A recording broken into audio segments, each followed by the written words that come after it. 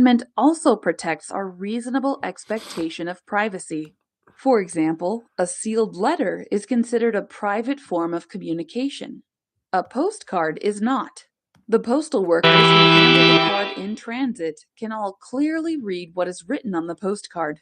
Electronic communications have similar protections under the Fourth Amendment, but companies that help facilitate those communications make things a little more complicated.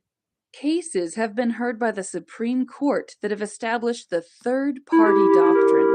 This doctrine minimizes the expectation of privacy people have when they share information with a third party, such as a cell phone company or a cloud storage provider.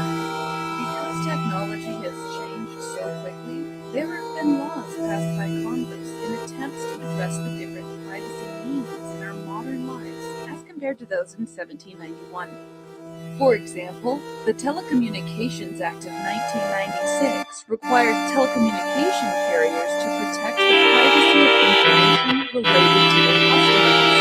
Another issue we face more often is the conflict between national security and individual privacy. The evolution of technology is happening at a much faster rate than laws protect the digital age. There are many questions related to how the Fourth Amendment applies to our modern lives that are yet to be answered.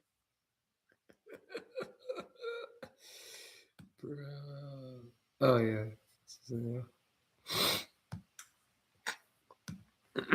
Now put it all together by matching each Supreme Court case with the precedent it established.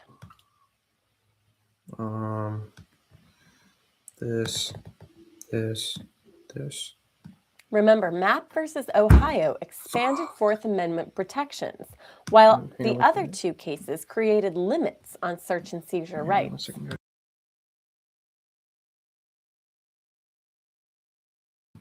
Muffle. All right. This. Now let's go back to your lesson question as we move forward to the Fifth Amendment.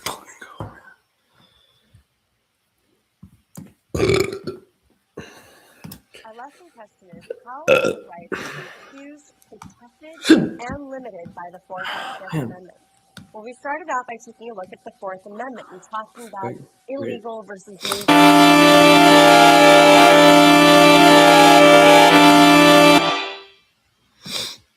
Okay. Let's get rid of. Oh no, I fucked up.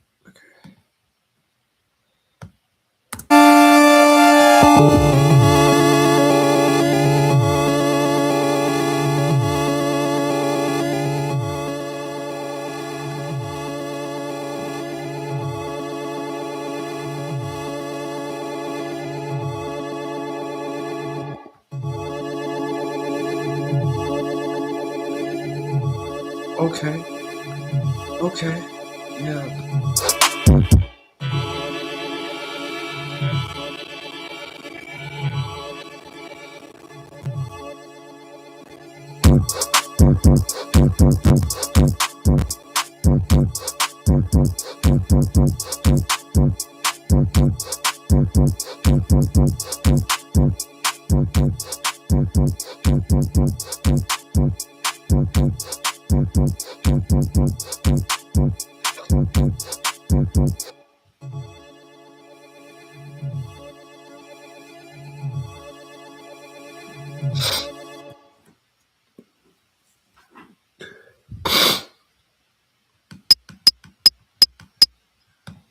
Okay.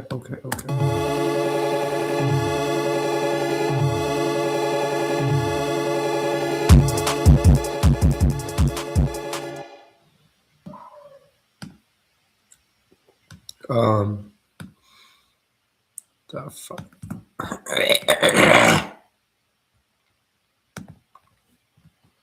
Up there.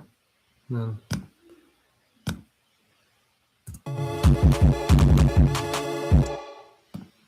No.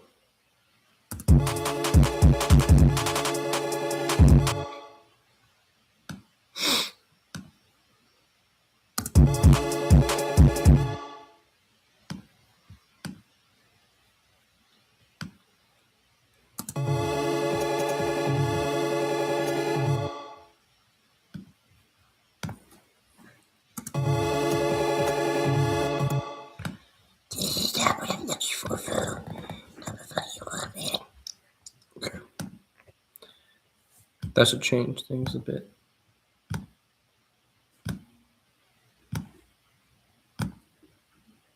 Here we go.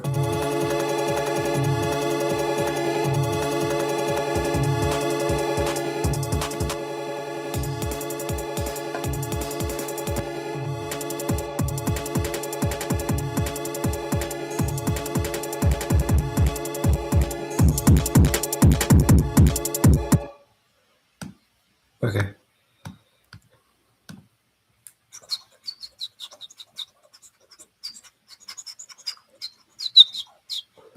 Boom. I'll let this lock in real quick. Okay. So the Fifth Amendment is a long one. I'm going to read it together, and then don't worry, I'll break it down for you. Wait. No person shall be held to answer for a capital or otherwise infamous crime unless on the presentment or indictment of a grand jury, except in cases arising in the land or naval forces or in the militia when in actual service in time of war or public danger. Nor shall any person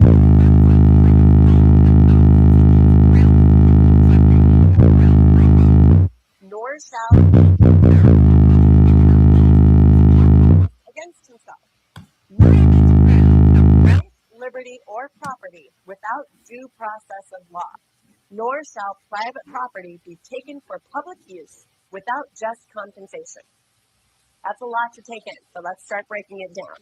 The Fifth Amendment describes due process, the process by which we accuse people, what we do once we have accused them, arrested them, and start to send them to trial. All people accused of a crime are subject to the same treatment and rules. That's what this part says when it says, nor shall anyone be deprived of life, liberty, or property without due process of law. We have a system in place, and everyone plays by the same rules in the same system. Moving on. The Fifth Amendment protects citizens against self-incrimination. Means you do not have to witness against yourself. You don't have to take the witness stand. You don't have to say anything at all. Your Fifth Amendment protects you from having to speak out against yourself. A citizen cannot be forced to confess to a crime. So nor shall anyone be forced in any criminal case to be a witness against himself. Now, let's break this down even more. Other key parts of the Fifth Amendment. A grand jury. No citizen can be tried for capital, which means serious crime, without first being indicted. You have the right to a trial in front of double jeopardy. You can't be tried twice for the same crime. A trial for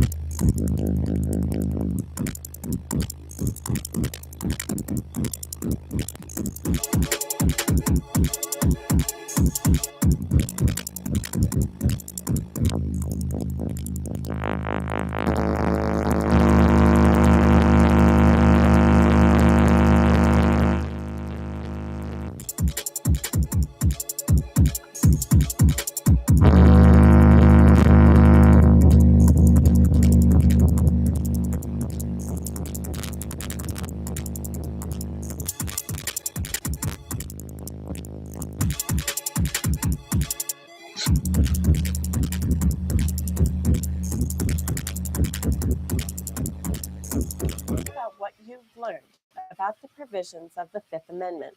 Then match each type of right with its best description. Oh, no, this one. Yeah, this one. Remember, you can use the text of the Fifth Amendment to help you make each connection.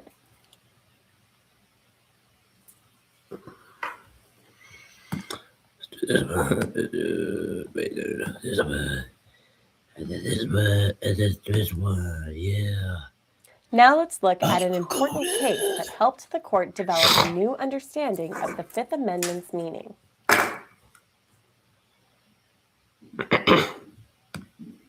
In 1963, Ernesto Miranda was arrested and charged with kidnapping, rape, and armed robbery. While in police custody, he confessed to the crimes, unaware of his Fifth Amendment right to remain silent and avoid self-incrimination. In this case, the confession led to a conviction, and Miranda was sentenced to prison. But was the confession gathered legally? The police did not remind Miranda of his right to avoid self-incrimination, and Miranda appealed his case, arguing that his Fifth Amendment rights were violated. The Arizona Supreme Court agreed with the lower court's findings, so Miranda further appealed his case to the U.S. Supreme Court. Let's see how the U.S. Supreme Court handled the case. Here is Ernesto Miranda.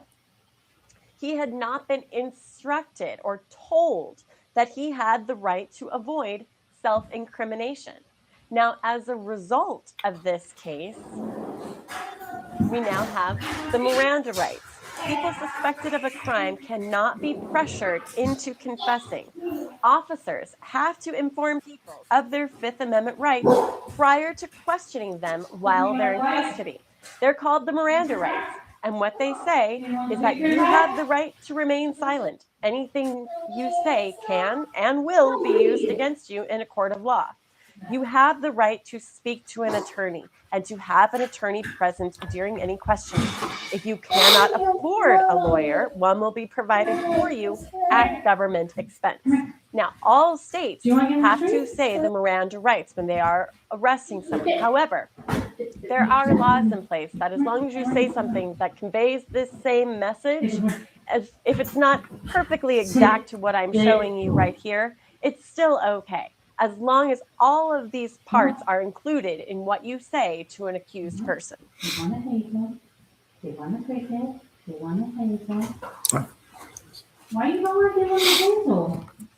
Read this excerpt from the Miranda ruling and interpret it.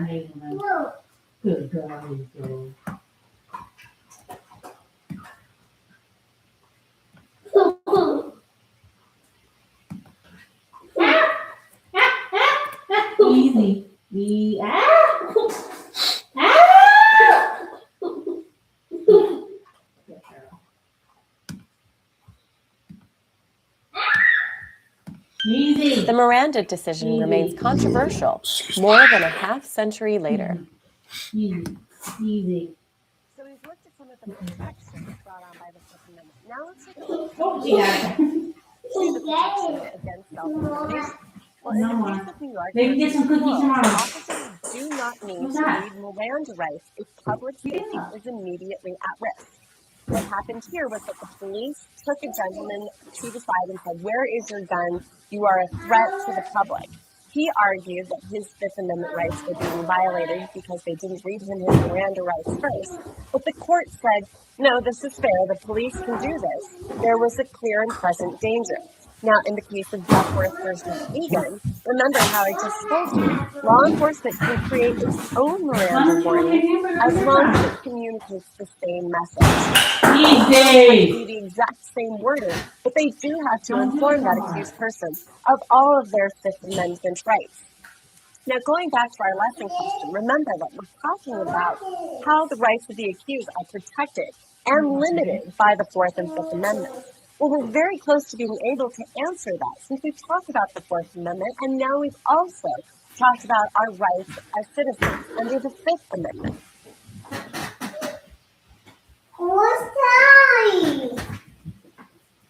How has the Supreme Court precedent changed your Fifth Amendment rights over time? Review what you have learned by answering this question.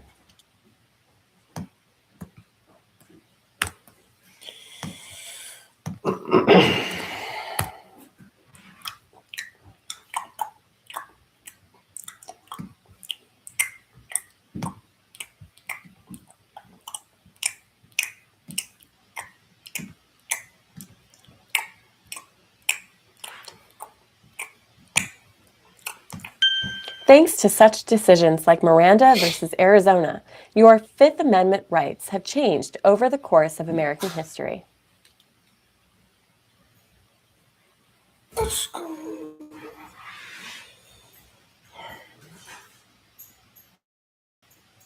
In this assignment, you're going to be analyzing Yarborough versus Alvarado. You're going to read about the case and then compare this case to Miranda versus Arizona that you learned about back in your lesson. And also, you're going to write your opinion about the Supreme Court's decision. But first, let's give you some background information on this case. Here's what happened. 17-year-old Alvarado helped a friend to steal a truck, and then that friend shot and killed the truck's owner. Well, then there was the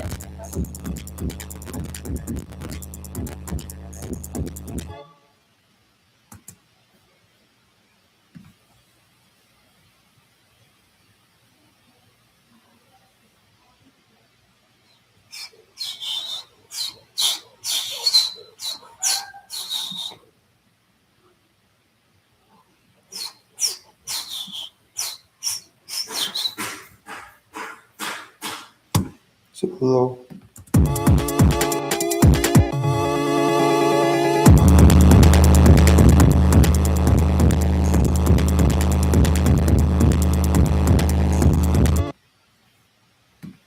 That makes sense.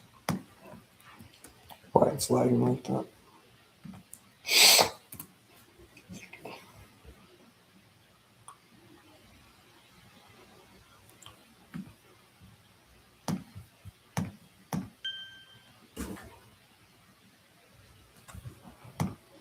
Read the secondary source that describes Alvarado's first trial. Then read the Miranda versus Arizona as you answer the question. Okay.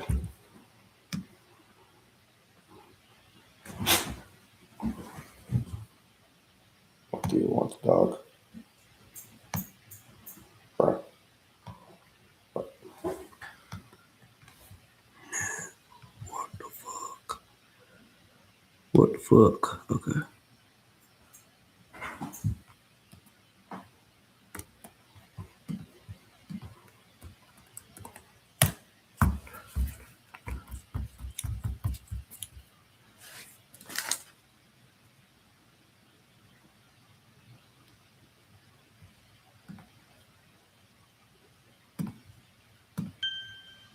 So what did the court actually say? Well, they said that the Court of Appeals held by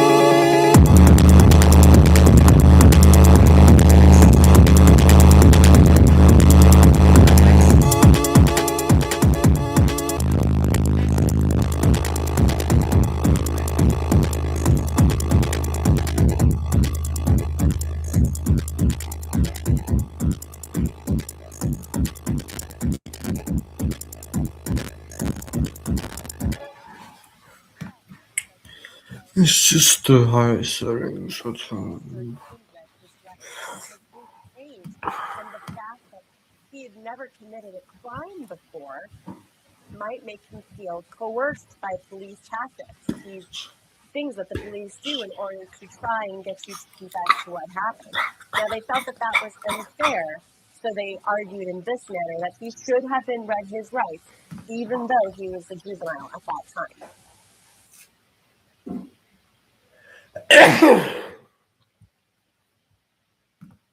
Read what happened when Alvarado appealed his conviction, then answer the question. Sorry, what? Oh.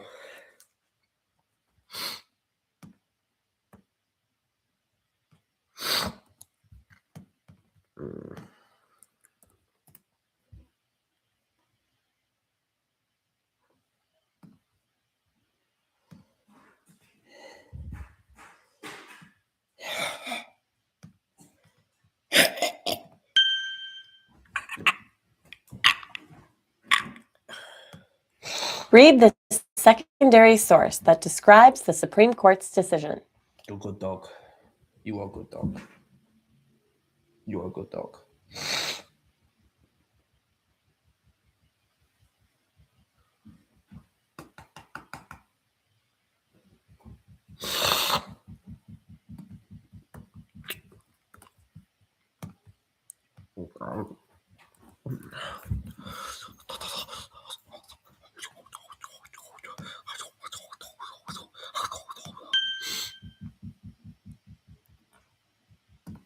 Read this secondary source that describes the dissenting opinions written by 2 Supreme Court justices.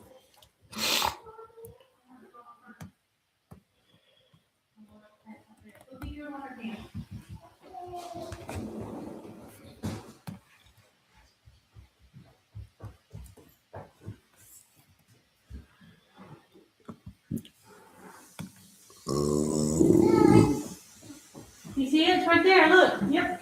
I think it's this one. Let's go.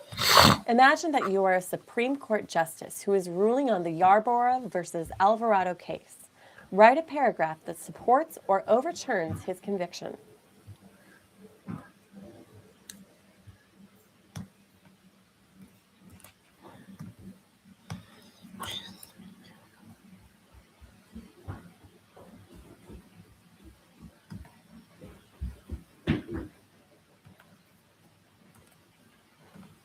Hi.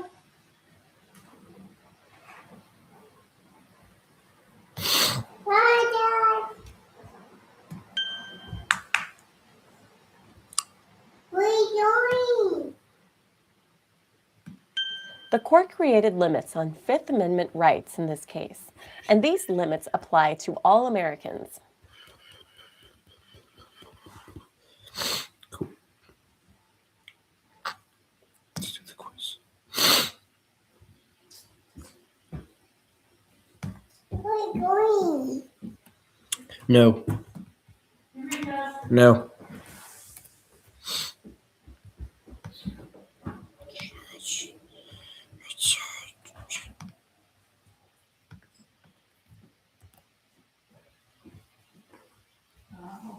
You hold it in your hand. Don't feel it, okay?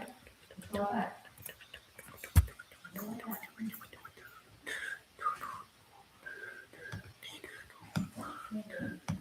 Okay.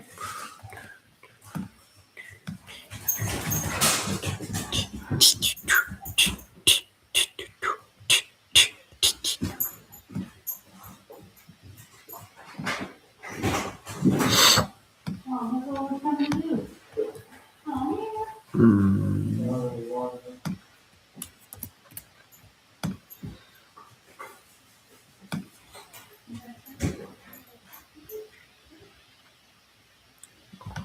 Oh,